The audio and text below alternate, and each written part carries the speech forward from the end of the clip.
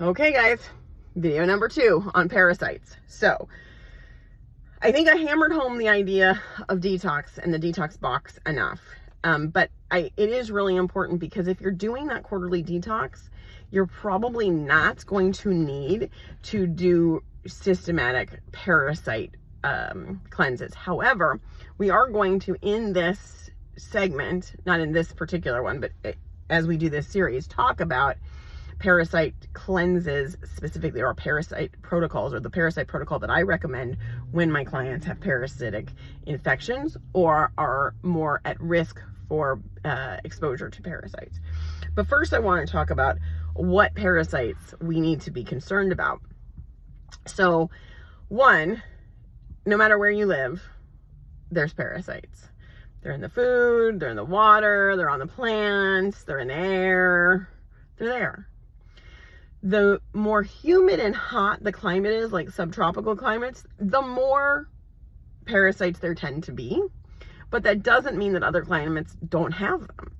And we know this because no matter where you live in this country, you treat your pets, your livestock for worms, fleas, mites.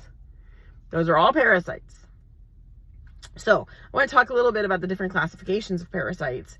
So we have microscopic parasites like protozoa and spores. So in that, we're talking about toxoplasmosis, which is spread through food, water, feces. We have giardia, which is spread predominantly through food.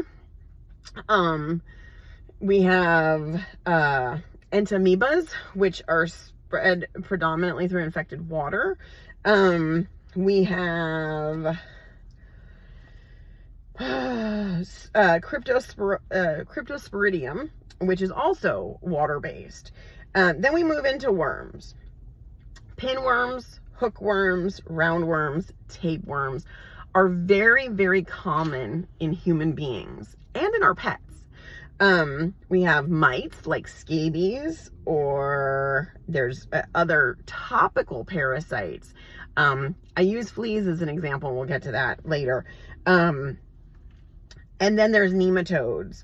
Those nematodes tend to be more of a problem in hotter climates, but that doesn't mean that we're immune to them.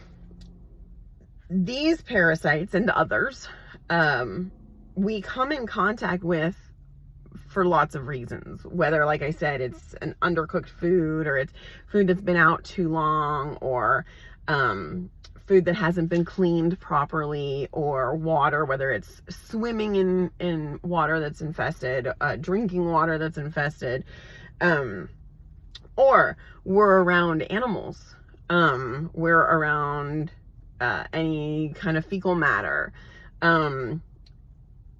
also in environments where people are being treated, like hospitals and stuff, we have exposure to those things. So even if you live in the United States and you never travel abroad, guess what? You're exposed to parasites. For some reason, there has been this almost like head in the clouds kind of approach to parasites in the United States. There's a belief among physicians that if you live in the United States, we don't have parasites.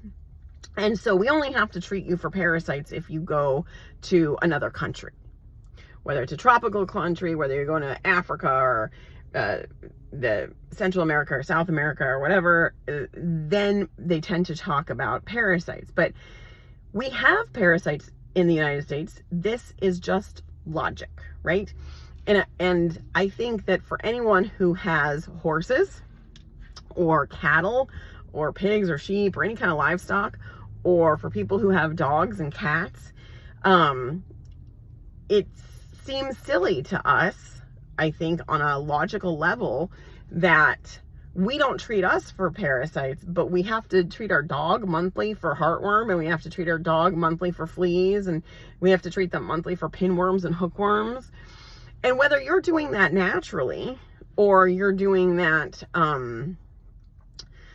using medications. It's the same concept no matter what. And do we overtreat our animals? Absolutely. Absolutely. And so I'm going to talk about overtreatment versus undertreatment and when and how and why in another video. But I think it's silly for us to take this closed off approach to the fact that our animals are susceptible to parasitic infections. However, we aren't, but our dogs sleep in our beds and, you know, lick our spoons and whatever. So I think anyone who owns a farm or has a pet or whatnot probably has a different point of view on parasites than people who may, you know, live in a suburb or a city or not have pets or not be around animals very much. Antiparasitics come in different types, right? We have natural antiparasitics and we have pharmaceutical antiparasitics. And so in the next video, I'm going to talk a little bit about that. So I'll talk to you soon.